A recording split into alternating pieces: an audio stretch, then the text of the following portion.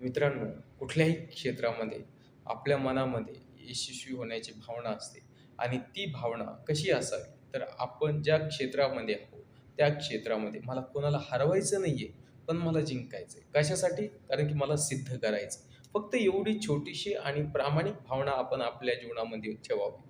जर आपली भावना अशी असेल, की मला त्याला हरवायचं, त्यांना दाखवून द्यायचं, की मी काय आहे, ही भावना ज्यावेळेस आपल्या मनामध्ये येते ना, त्यावेळेस आपलं लक्ष हे आपल्या क्षमतेवर न राहता दुसऱ्यांवर जातं आणि त्यामुळं काय होतं, आपण आपली क्षमता विसरतो आणि दुसऱ्यांनी केलेल्या कृतीमुळं आपल्याला त्रास होत असतो. म्हणून ह्या गोष्टींपासून लांब राहा. आयुष्यामध्ये जिंका, पण कशासाठी? स्वतःला सिद्ध करण्यासाठी.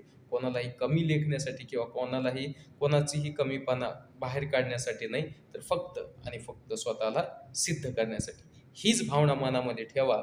यश नक्की तुमच्या पायाथ्याशी असेल.